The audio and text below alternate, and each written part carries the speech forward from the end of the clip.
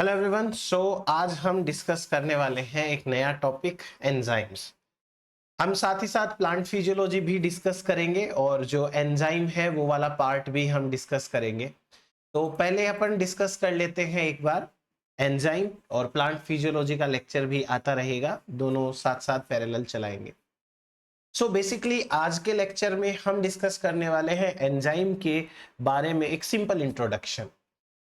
इस इंट्रोडक्शन के अंदर हम बात करेंगे कि डिफरेंट एग्जाम्स के अंदर जो छोटे छोटे क्वेश्चंस हैं वो क्या आ सकते हैं एंजाइम के ऊपर, और साथ ही साथ एक बार एंजाइम की स्ट्रक्चर पे आज हम ध्यान देंगे।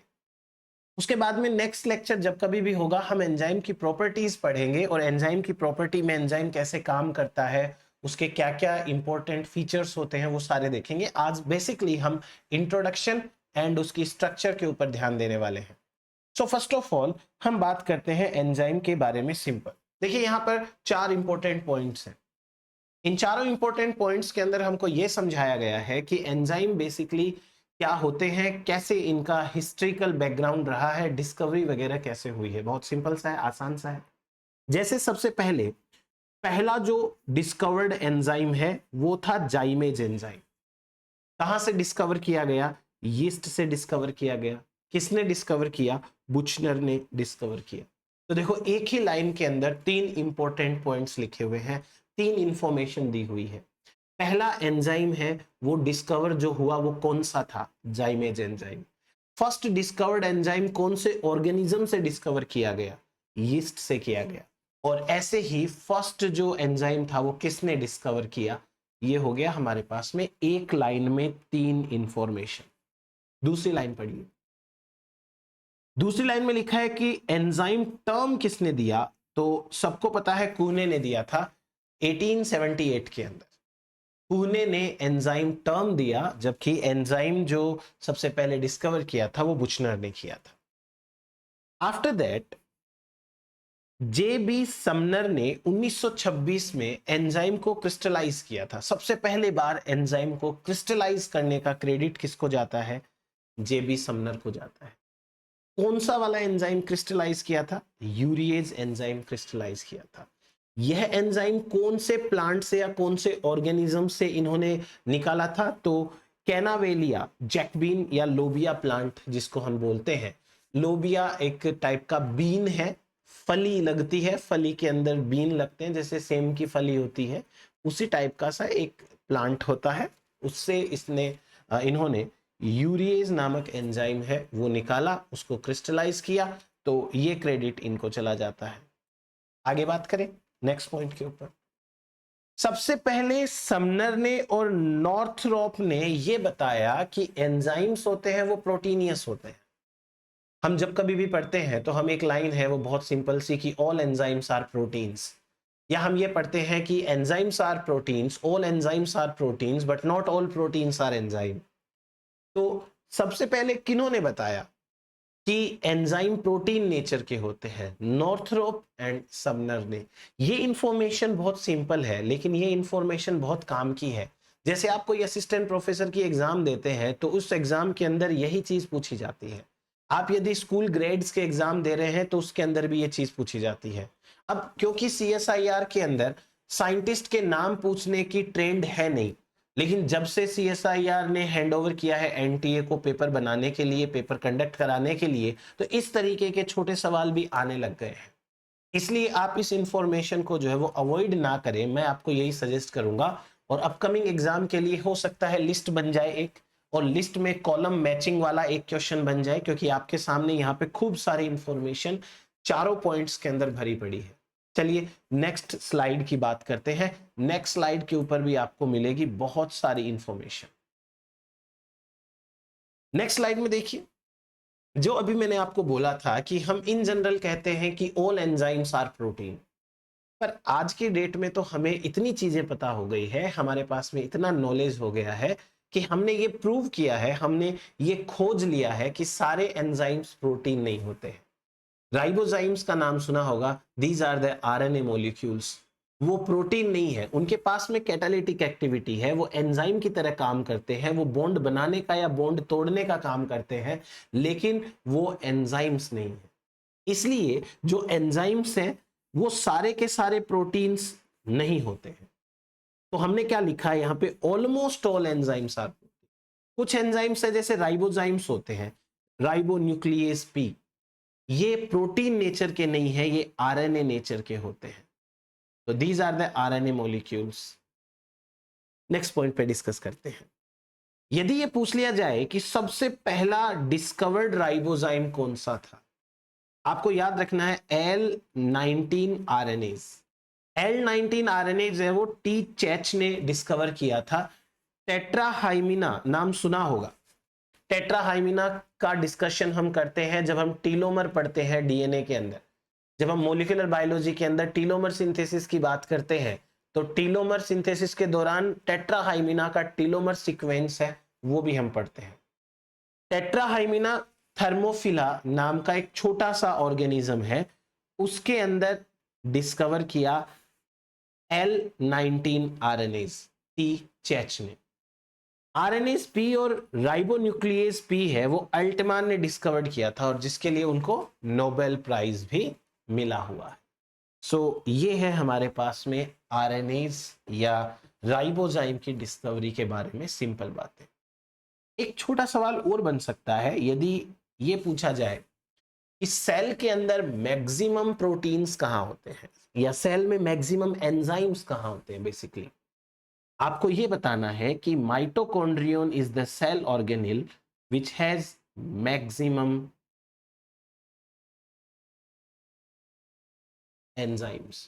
तो सबसे ज्यादा एंजाइम कहां पर प्रेजेंट है, माइटोकॉन्ड्रियन के अंदर प्रेजेंट होते हैं। आपसे यह पूछ सकते हैं कि सबसे छोटा एंजाइम कौन सा होता है, पेरोक्सीडेज एंजाइम। लार्जेस्ट एंजाइम कौन सा है, कैटालेज एंजाइम है जो कि पेरोक्सिसोम्स के अंदर ही पाया जाता है। तो पेरोक्साइड एंड पेरोक्सिसोम जो है वो स्मॉलेस्ट एंड लार्जेस्ट एंजाइम की कैटेगरी के अंदर आते हैं। फिर हाईएस्ट मॉलिक्यूलर वेट किसका होता है, पाइरुवेट डिहाइड्रोजिनेज कॉम्प्लेक्स का। ये सबसे ज्यादा मॉलिक्यूलर वेट वाला एंजाइम है। पाइरुवेट डिहाइड्रोजिनेज एंजाइम कहां काम आता है अगर आपको बेसिकली पता हो तो, ये काम आता है लिंक रिएक्शन के अंदर। जब ग्लाइकोलाइसिस के एंड में पाइरुविक एसिड बनता है तो उस पाइरुविक एसिड को कन्वर्ट करना होता है एसिटल कोएंजाइम ए में, so that acetyl coenzyme A Krebs cycle के अंदर एंटर कर सके और पाइरुविक एसिड से एक कार्बन डाइऑक्साइड निकल जाती है, वहां एक NADH का फॉर्मेशन भी होता है। The reaction is basically known as link reaction, जो ग्लाइकोलाइसिस को क्रेब्स साइकिल से जोड़ने का काम करती है। तो ये एंजाइम के इंट्रोडक्शन के अंदर एक सिंपल से पॉइंट्स हमने लिखे हैं। आगे बात करते हैं। आगे हम बात करेंगे एंजाइम के केमिकल नेचर की। आखिर एंजाइम का केमिकल नेचर क्या होता है, भी अभी तो पढ़ा हमने कि almost all enzymes are protein, यानी कि वो प्रोटीन होते हैं। अब प्रोटीन है तो जाहिर सी बात है कि स्ट्रक्चर वाइज इनके ऊपर वे सारी बातें लागू होगी जो प्रोटीन के ऊपर लागू होती है। जैसे कि ये बने होते हैं अमीनो एसिड्स के। यहां आपके सामने मैंने दो स्ट्रक्चर्स रखी हुई है। इस स्ट्रक्चर को बोलते हैं प्राइमरी स्ट्रक्चर,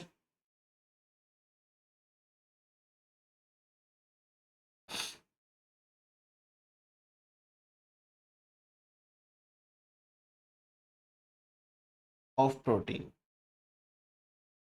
ये प्रोटीन की प्राइमरी स्ट्रक्चर होती है। इस प्राइमरी स्ट्रक्चर के अंदर आप देखिए कि एमिनो एसिड्स हैं वो जुड़े हुए हैं एक दूसरे से पेप्टाइड बॉन्ड की हेल्प से।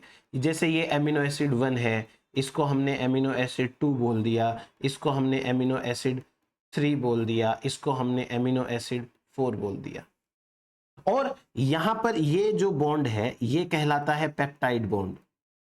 एक एमिनो एसिड के एन टर्मिनस का दूसरे एमिनो एसिड के सी टर्मिनस के साथ में जो बॉन्ड है वो कहलाता है पेप्टाइड बॉन्ड। तो यहां पर ये पेप्टाइड बॉन्ड्स है सारे के सारे, यहां पे जितने दिखाई दे रहे हैं आपको। इस स्ट्रक्चर को प्राइमरी स्ट्रक्चर बोलते हैं। प्राइमरी स्ट्रक्चर कोवेलेंट बॉन्ड से स्टेबलाइज होती है, it is stabilized by covalent bond. ये हम सारी बातें करेंगे जब प्रोटीन पढ़ेंगे। एंजाइम के बाद में हम दूसरा टॉपिक प्रोटीन लेंगे। पहले हम एंजाइम के बारे में पढ़ लेते हैं, उसकी काइनेटिक्स पढ़ लेते हैं जो एग्जाम के लिए बहुत इंपॉर्टेंट है। उसके बाद मैं आपको प्रोटीन स्ट्रक्चर भी बताऊंगा। यह प्राइमरी स्ट्रक्चर डिफरेंट टाइप की सेकेंडरी स्ट्रक्चर्स के अंदर कन्वर्ट होती है। सेकेंडरी स्ट्रक्चर, अब ये सेकेंडरी स्ट्रक्चर कौन कौन से टाइप की हो सकती है? फॉर एग्जाम्पल ये सेकेंडरी स्ट्रक्चर हो सकती है अल्फा हेलिक्स,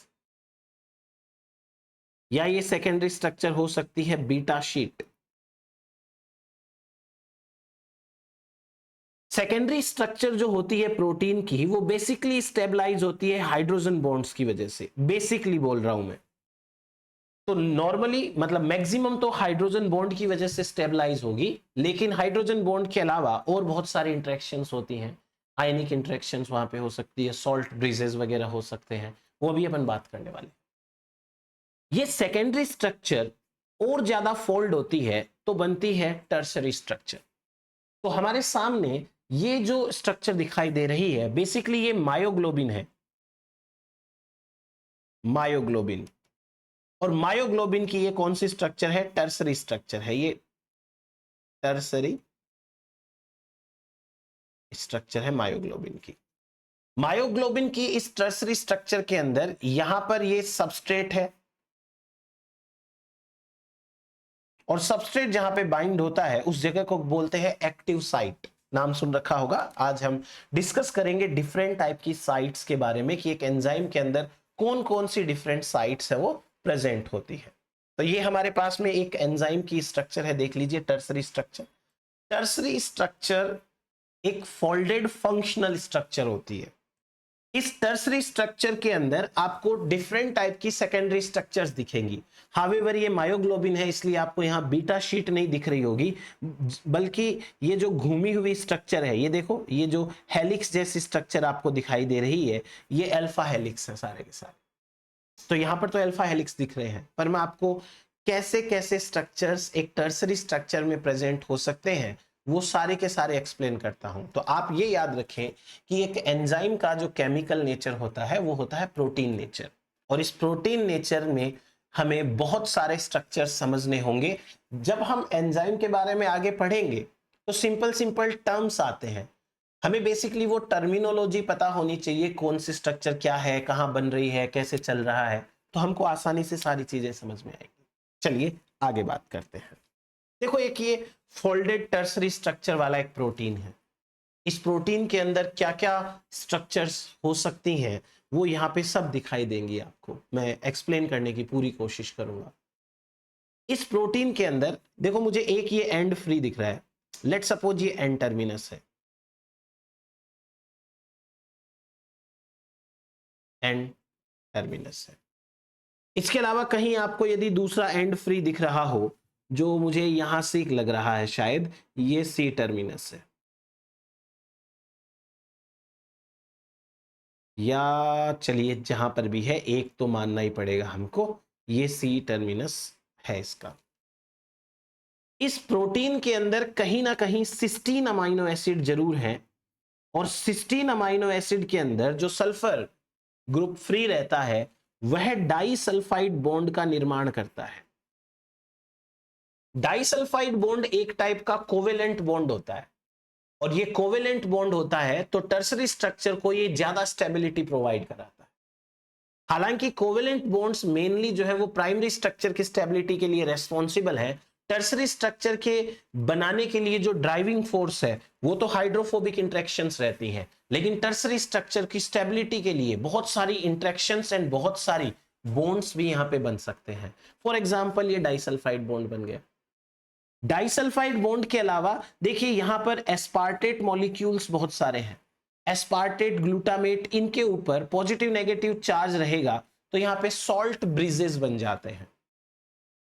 कहीं पर सेरिन सेरिन है, नॉर्मल है, ये हाइड्रोजन बॉन्ड बन रहा है। एक और देखो डाइसल्फाइड बॉन्ड बन रहा है। कहीं कहीं पर वेलिन वेलिन बहुत ज्यादा होंगे तो हाइड्रोफोबिक की वजह से यहां हाइड्रोफोबिक इंटरेक्शन होगी, ये हाइड्रोफोबिक अमाइनो एसिड होता है। अब यदि आप इस स्ट्रक्चर को देखें तो आपको कई जगह से ये प्रोटीन, ये एंजाइम ऐसे घुमा हुआ दिखाई दे रहा है। जहां जहां आपको स्प्रिंग जैसी स्ट्रक्चर्स दिख रही है, these all are alpha helix, ये अल्फा हेलिक्स होते हैं। जहां आपको इस तरीके की स्ट्रक्चर दिखाई दे रही है, ये सीधी सीधी स्ट्रक्चर्स है, ये डेफिनेटली बीटा शीट्स है, ये बीटा शीट्स है। और जहां आपको टर्न्स दिखाई दे रहे हैं, जैसे ये यहां पे ये मुड़ा हुआ है, ये कोई टर्न है। टर्न कई टाइप के होते हैं। तो एक टर्सरी स्ट्रक्चर के अंदर हमें disulphide bond, hydrophobic interaction, salt breezes, hydrogen bonds, alpha helix, beta sheet, ये सारी की सारी चीजें दिखाई दे सकती हैं। क्लियर हुआ ये चीज आपको? अब हम बात करते हैं आगे इस एंजाइम के स्ट्रक्चर के बारे में।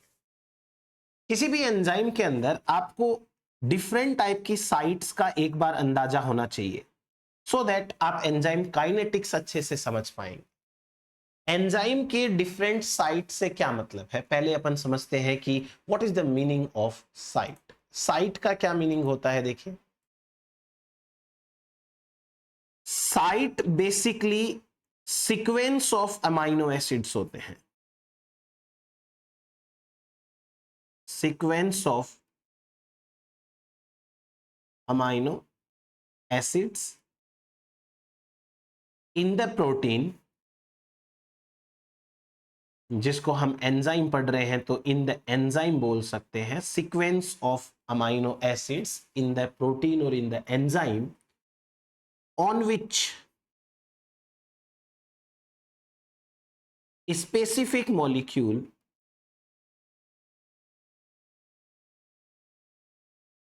binds।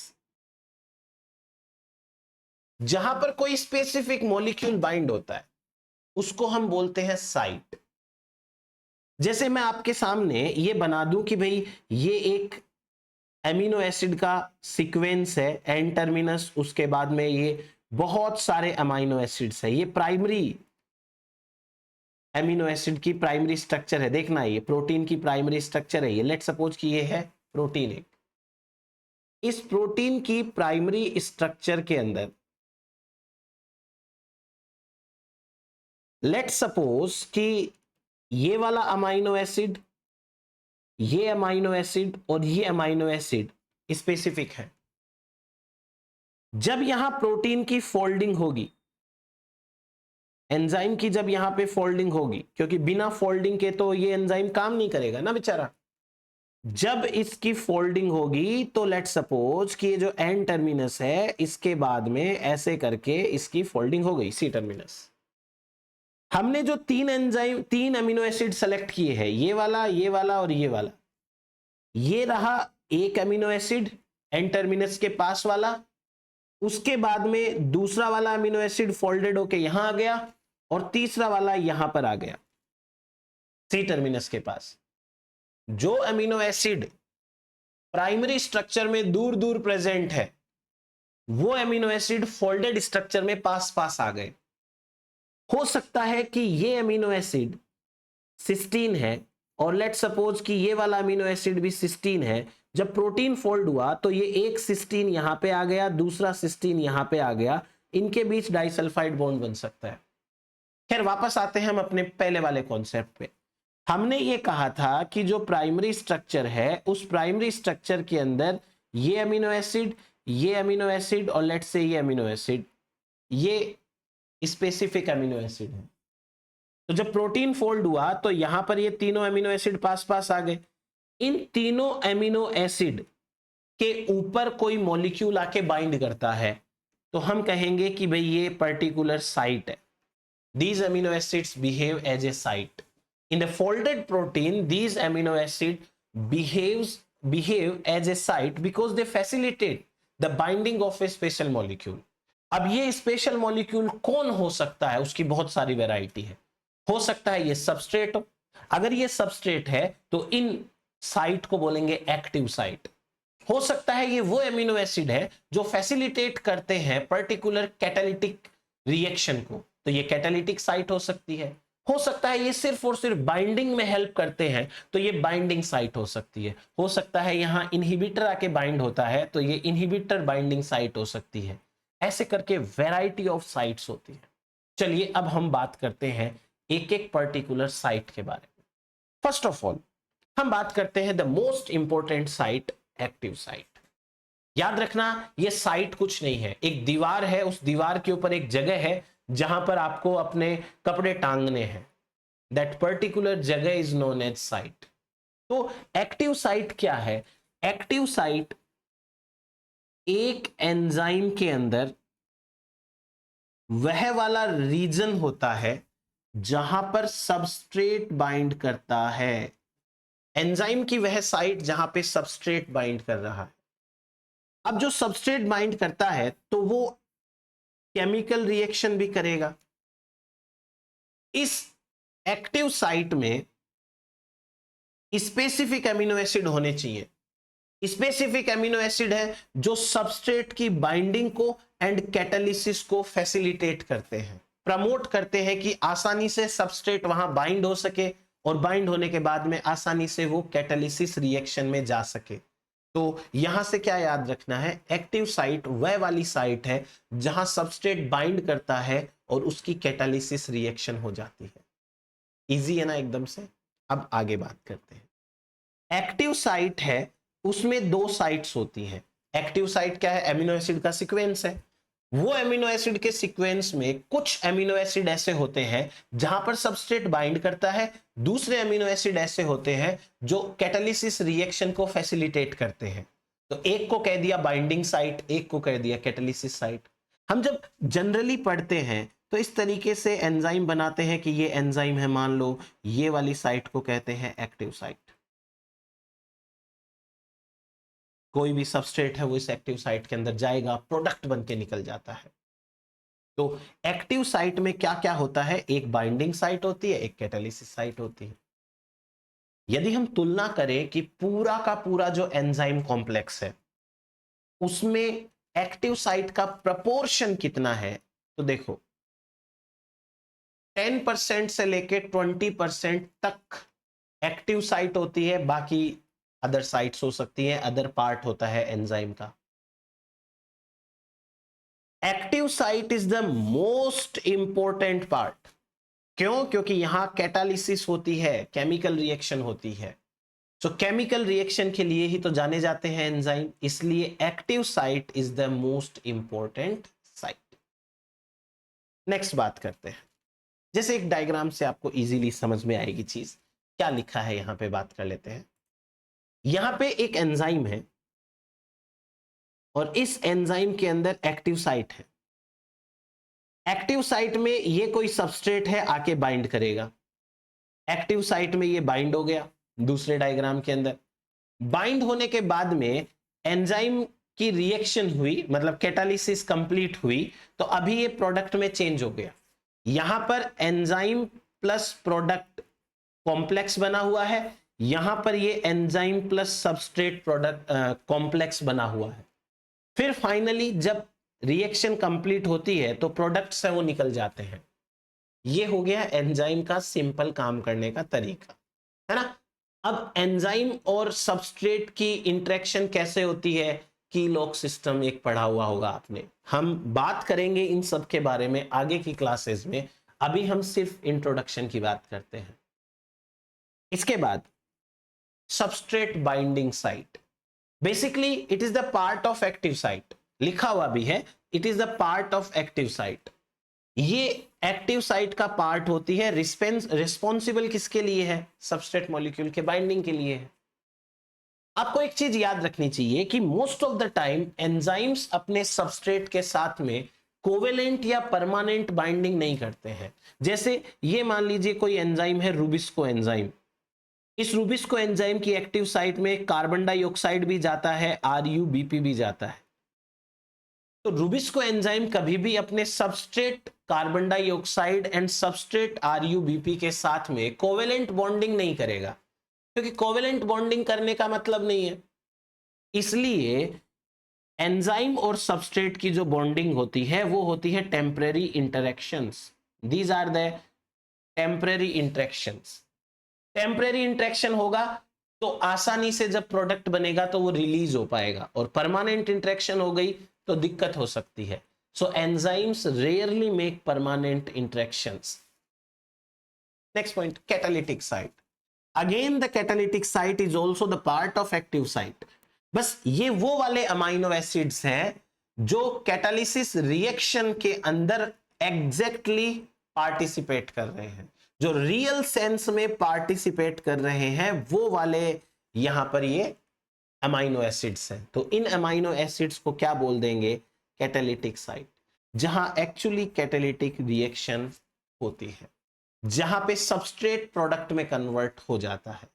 तो ये साइट हो गया कंप्लीट अपना, सिंपल है ये। उसके बाद में एक होता है को एंजाइम या को फैक्टर बाइंडिंग साइट। अब ये को एंजाइम या को फैक्टर क्या होता है, कितने टाइप के होते हैं, उसके बारे में हम चर्चा करेंगे हमारे अगले लेक्चर के अंदर। अभी के लिए हमको एक सिंपल सी चीज समझनी है। मोस्ट ऑफ द एंजाइम्स सीधे सीधे फंक्शन नहीं कर सकते। मोस्ट ऑफ द एंजाइम्स को अपना फंक्शन करने के लिए एक नॉन एंजाइमेटिक पार्ट की जरूरत होती है, and that non enzymatic part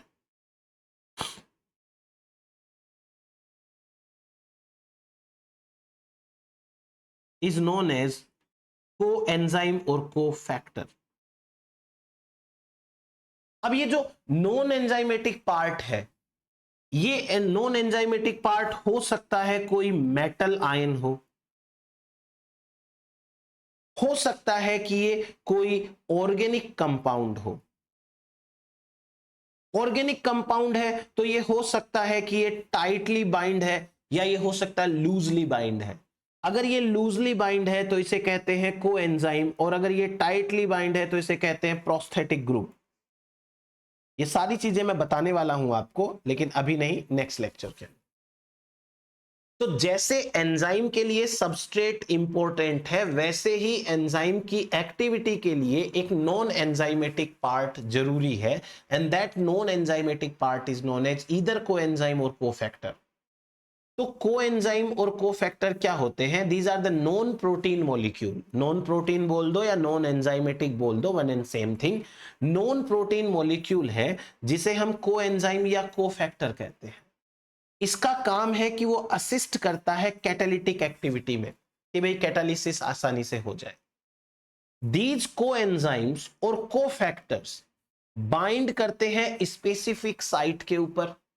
हो सकता है वो साइट है वो एक्टिव साइट के पास में प्रेजेंट होती है, जस्ट पास में। कभी कभी हो सकता है विद इन एक्टिव साइट भी प्रेजेंट हो। बट ये कोफैक्टर या कोएंजाइम क्या करते हैं? ये एंजाइमेटिक फंक्शन को कंट्रोल करते हैं।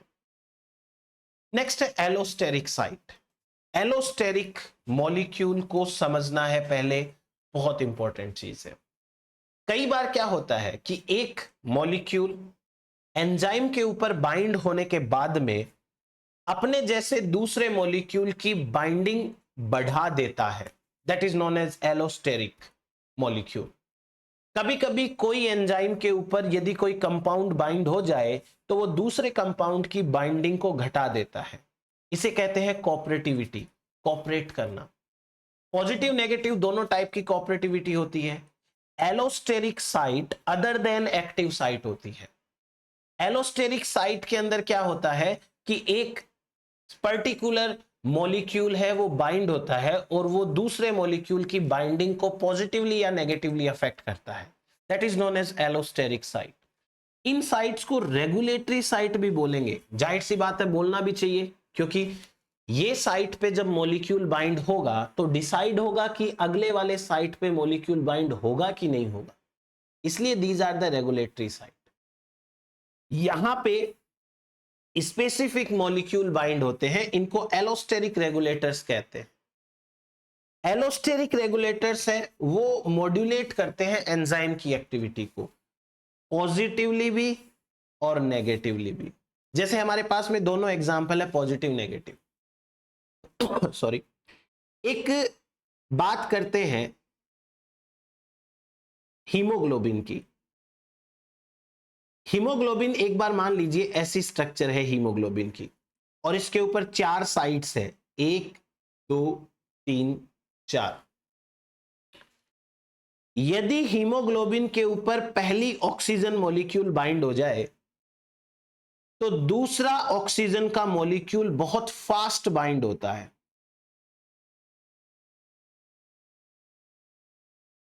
और यदि दूसरा बाइंड हो जाए तो तीसरा ऑक्सीजन का मॉलिक्यूल बहुत फास्ट बाइंड होता है, तीसरा मॉलिक्यूल और भी फास्ट। और यदि तीसरा मॉलिक्यूल बाइंड हो जाए तो चौथा मॉलिक्यूल बहुत फास्ट बाइंड तो होता है, लेकिन तब तक पहला वाला मॉलिक्यूल ऑक्सीजन का रिलीज हो चुका है। देखो एक चीज बताता हूं, एनिमल फिजियो की बात है।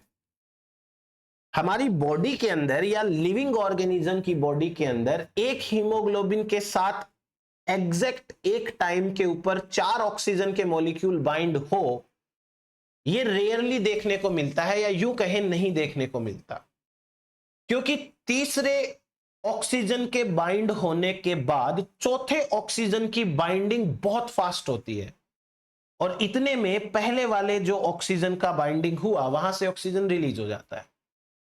तो ये कंप्लीट सैचुरेशन वाली जो कंडीशन है एक लिविंग ऑर्गेनिज्म की बॉडी के अंदर तो रेयरली आती है। इन विट्रो हम परफॉर्म कर सकते हैं। तो ये हुआ पॉजिटिव मॉड्यूलेशन। पॉजिटिव मॉड्यूलेशन का मतलब जब ऑक्सीजन की बाइंडिंग होती है हीमोग्लोबिन से, पहला ऑक्सीजन बाइंड हुआ तो दूसरा फास्ट होता है, दूसरा बाइंड हुआ तो तीसरा उससे फास्ट होता है, और तीसरा ऑक्सीजन बाइंड हुआ तो चौथा उससे भी ज्यादा फास्ट बाइंड होता है। This is the positive modulation.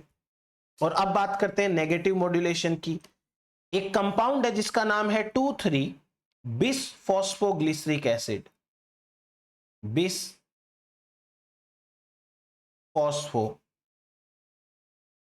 Glyceric acid. RBC के अंदर कभी कभी बन जाता है जब एनएरोबिक कंडीशन होती है, हमारे आसपास ऑक्सीजन की कमी हो जाए, हमको सांस लेने में दिक्कतें आने लगे, तो इस तरीके के कंडीशंस के अंदर आरबीसी के अंदर बनता है एक molecule 2,3 bisphosphoglyceric acid. It is highly negative molecule, charge wise ये बहुत नेगेटिव होता है और काम भी ये नेगेटिव कर रहा है। यदि यह बाइंड हो जाए हीमोग्लोबिन के ऊपर तो ये हीमोग्लोबिन को दिक्कतें करने लगता है। हीमोग्लोबिन को दिक्कत कैसे करेगा? ये हीमोग्लोबिन को दिक्कत करेगा, हीमोग्लोबिन पे ऑक्सीजन की बाइंडिंग घटा देता है। ये नेगेटिव हो गया मॉड्यूलेटर। तो ये negative allosteric and positive allosteric के बारे में है। जहां ये बाइंड होते हैं that particular site is known as allosteric site. Next बात करते हैं इनहिबिटरी साइट।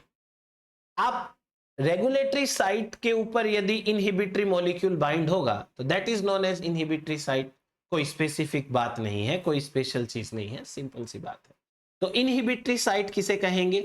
ऐसी साइट जहां पर एक मॉलिक्यूल के बाइंड होने से एंजाइम अपनी एक्टिविटी करना छोड़ दे, that is known as inhibitory site.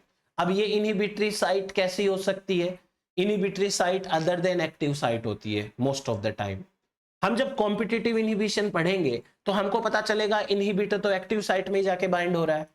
In that case active site behaves as inhibitory site but only when the inhibitor molecule binds on it, नहीं तो वो नॉर्मल एक्टिव साइट ही होती है। Inhibitory site simple. Regulatory site, कोई भी ऐसी site जिसपे एक मॉलिक्यूल आके बाइंड होगा तो एंजाइम की एक्टिविटी रेगुलेट होगी। हो सकता है एंजाइम की कॉन्फॉर्मेशन चेंज हो जाए, और कॉन्फॉर्मेशन चेंज होगी तो 100% उसकी एक्टिविटी चेंज होगी। कॉन्फॉर्मेशन चेंज हो गई तो या तो वो बेटर काम करेगा या वो कम काम करेगा। पहले वो ढंग से फोल्डेड नहीं था, कोई एक्टिवेटर आके बाइंड हुआ तो वो प्रॉपर फोल्ड हो गया, उसकी एक्टिव साइट एक्सपोज हो गई, उसके अंदर अब आराम से सबस्ट्रेट जा सकता है। ये रेगुलेटरी साइट है।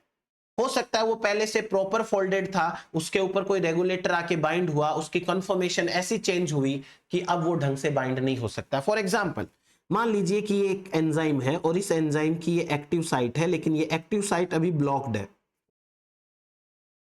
ठीक है, और यहां पर एक एक्टिवेटर की जरूरत है। ये लेट सपोज एक्टिवेटर मॉलिक्यूल है।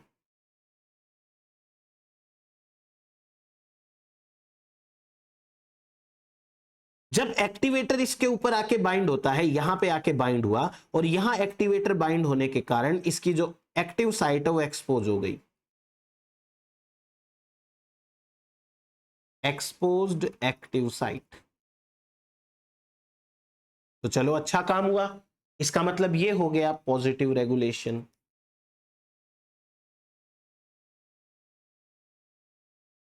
Positive regulation.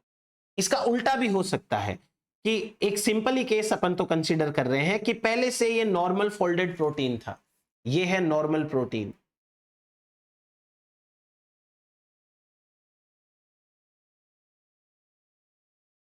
अब यदि इसके ऊपर कोई इनहिबिटर आके बाइंड करता है, इनहिबिटर 2 टाइप के 3 टाइप के होते हैं, अपन बाद में पढ़ेंगे, ये कोई इनहिबिटर है और इस इनहिबिटर ने आके जैसे इसके ऊपर बाइंडिंग करी, इसकी एक्टिव साइट जो है वो ब्लॉक हो गई, कन्फर्मेशन चेंज कर दी इसने, यहां पे इनहिबिटर बाइंड हो गए, तो इसको हम क्या कहेंगे, नेगेटिव रेगुलेशन। तो ये हुआ इसका नेगेटिव रेगुलेशन। तो पॉजिटिव नेगेटिव रेगुलेशन दोनों चलते रहते हैं यहां पे। अब आगे बात करते हैं मेटल बाइंडिंग साइट। कई सारे एंजाइम्स ऐसे हैं जो कि मेटल आयन को यूज करते हैं अपनी एक्टिविटी के लिए। आपने इलेक्ट्रॉन ट्रांसपोर्ट चेन पढ़ी होगी, वहां कॉम्प्लेक्स 4 के पास में कॉपर ए कॉपर बी होता है, साइटोक्रोम ऑक्सीडेज है उसके पास में भी कॉपर होता है। कई सारे ऐसे एंजाइम्स हैं जो मेटल आयंस को यूज करते हैं। मेटल आयन जो है वो एक्टिव साइट के अंदर तो कभी बाइंड नहीं करेगा, इसके लिए स्पेसिफिक बाइंडिंग साइट होनी चाहिए, क्योंकि जो मेटल होगा उसके ऊपर भी चार्ज होता है, कल को सबस्ट्रेट है वो गलत रिएक्ट कर जाए। सो कुछ एंजाइम्स ऐसे हैं जिनको मेटल आयन चाहिए होते हैं एज कोफैक्टर, और वो उनकी कैटालिटिक एक्टिविटी के लिए इंपॉर्टेंट होते हैं। तो किसी भी एंजाइम के अंदर लेट सपोज कि यहां पे बाइंड कर रहा है एक मेटल आयन, तो यहां पर जो अमाइनो एसिड्स होंगे उनको क्या बोलेंगे, उनको बोल देंगे मेटल बाइंडिंग साइट, जहां पर ये है उनको मेटल बाइंडिंग साइट कह देंगे। सिंपल है। नेक्स्ट बात करते हैं एलोस्टेरिक फीडबैक साइट। देखो यहां 2 नाम है, फीडबैक भी दे रखा है, उस पर ध्यान देना। फीडबैक क्या होता है, जब एक ही रिएक्शन का कोई भी प्रोडक्ट अपने किसी एंजाइम को इनहिबिट करे, that process is known as feedback. जैसे हम एक पाथवे पढ़ेंगे, बहुत सिंपल सा पाथवे है, सिकिमिक एसिड पाथवे। सिकिमिक एसिड पाथवे के एंड के अंदर बनते हैं ट्रिप्टोफान, टायरोसिन, फिनाइलएलानिन। जब इनकी कॉन्सेंट्रेशन ज्यादा हो जाती है तो ये अपने ही एंजाइम को फीडबैक इनहिबिट करते हैं, यानी कि ये फीडबैक इनहिबिशन दे रहे हैं। तो कोई रिएक्शन चल रही है, ए से स्टार्ट हुई, ए के ऊपर एंजाइम 1 ने काम किया, बी सबस्ट्रेट या कोई इंटरमीडिएट बना, बी के ऊपर एंजाइम 2 ने काम किया, सी बना, सी के ऊपर एंजाइम 3 ने काम किया, डी बना, एंड लेट्स से कि डी के ऊपर एंजाइम 4 ने काम किया, and that then we get final product. अब कभी कभी क्या होता है कि जो फाइनल प्रोडक्ट जरूरत से ज्यादा हो जाए तो ये इसको इनहिबिट कर देगा, ये अपने नियरेस्ट एंजाइम को इनहिबिट कर देगा, सो दैट ये रिएक्शन ना चले। कभी कभी ये फाइनल प्रोडक्ट है वो सबसे पहले वाले को इनहिबिट कर देगा। सिकिमिक एसिड पाथवे के अंदर ये भी होता है, जब फिनाइलएलानिन, टायरोसिन, ट्रिप्टोफान तीनों की कॉन्सेंट्रेशन बहुत ज्यादा होती है, इन दैट केस जो पहला एंजाइम होता है रिएक्शन का उसी को इनहिबिट किया जाता है। सो ये है हमारे पास में एक सिंपल सा एंजाइम की डिफरेंट टाइप की साइट्स के बारे में। एलोस्टेरिक कोऑपरेटिविटी साइट, वही बात है जो हमने बात करी थी हीमोग्लोबिन के बारे में।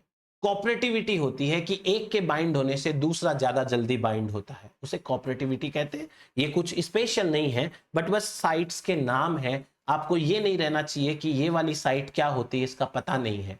ये सिंपल वही सारी की सारी बातें चल रही है, एक्टिव साइट क्या होती है, अदर साइट्स क्या होती है। तो आज के लेक्चर के अंदर हम इतना ही डिस्कस करेंगे। Thank you so much. हम बहुत जल्दी मिलेंगे प्लांट फिजियोलॉजी के लेक्चर के साथ। मोस्ट प्रोबेबली कल हम प्लांट फिजियो का लेक्चर अपलोड कर देंगे। तब तक आप प्रैक्टिस करते रहिए खूब सारी। Thank you.